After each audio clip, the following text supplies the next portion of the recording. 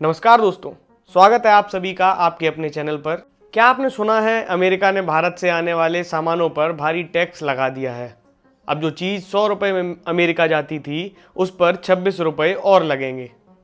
लेकिन सवाल ये है, अमेरिका ने ऐसा क्यों किया? इससे भारत को नुकसान क्या होगा और इसका असर आम आदमी यानी हम पर कैसे पड़ेगा?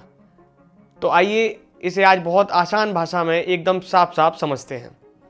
सबसे पहले टैरिफ होता क्या है? जब कोई देश दूसरे देश से माल मंगवाता है तो उस पर एक एक्स्ट्रा टैक्स लगता है। जैसे अमेरिका भारत से मोबाइल फ़ोन मंगवाता है, अगर फ़ोन की कीमत 100 रुपये है और अमेरिका उस पर 26% टैरिफ लगा देता है तो अब अमेरिका को वो फ़ोन 126 रुपये में पड़ेगा। और इस टैक्स को ही कहते हैं टैरिफ, यानी कि इम्पोर्ट ड्यूटी। ये सरकार अपने देश के व्यापार को बचाने के लिए लगाती है। अमेरिका ने टैरिफ क्यों लगाया? ये सरकार अपने देश के व्यापार को बचाने के लिए लगाती है।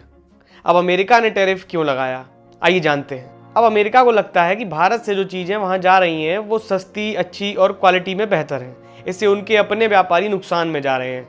उनका लोकल बिजनेस मंदा हो रहा है, लोग भारत का बना सामान ज़्यादा खरीद रहे हैं। तो अमेरिका ने कहा हम अपने बिजनेस को बचाएंगे और भारत के कुछ प्रोडक्ट्स जैसे कि स्टील, टेक्सटाइल, इलेक्ट्रॉनिक्स पर 26% तक का टैक्स लगा दिया।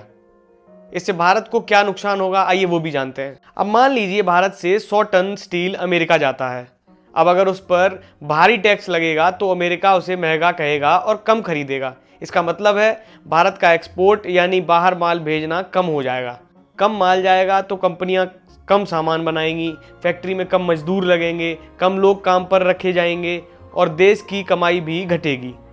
और एक्सपर्ट्स का कहना है भारत की जीडीपी ग्रोथ 0.2% से 0.4% तक गिर सकती है और भारत जैसे बड़े देश के लिए ये कोई छोटी बात नहीं है।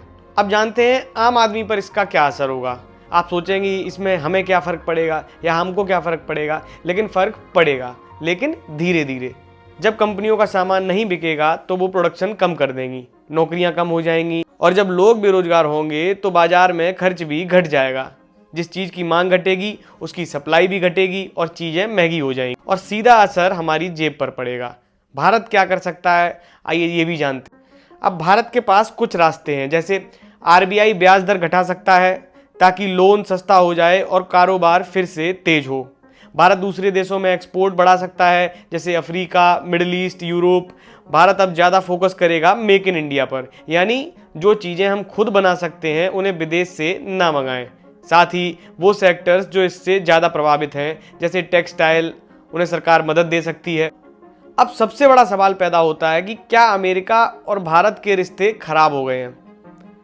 ये बात भी काफ़ी चल रही है कि शायद अमेरिका और भारत के रिश्ते भी खराब हो गए हैं, पर ये बिल्कुल सही नहीं है। ऐसा नहीं है। भारत और अमेरिका के बीच रिश्ते मजबूत हैं, लेकिन ये एक बिजनेस का मसला है। हर देश सबसे पहले अपने फायदे की सोचता है और अमेरिका भी वही कर रहा है। भारत भी अपने लोगों और उद्योगों की सुरक्षा के लिए कड़े कदम उठाएगा। चुनौतियां आएंगी, लेकिन भारत हर बार और मजबूत होकर उभरा है। ये टैरिफ एक झटका जरूर है, लेकिन हमारे मजदूर, हमारे युवा और हमारी सरकार मिलकर इस झटके को मौका बना सकते हैं। भारत तो रुकेगा नहीं और भारत और तेजी से दौड़ना चाहिए। और अगर आपको ये जानकारी साफ और आसान लगी हो तो वीडियो को लाइक जरूर करें, शेयर करिए ताकि और लोगों को समझ आ सके और चैनल को सब्सक्राइब करना मत भूलिए, क्योंकि हम लाते हैं हर बड़ा मुद्दा आसान और सच्ची भाषा में। Thank you.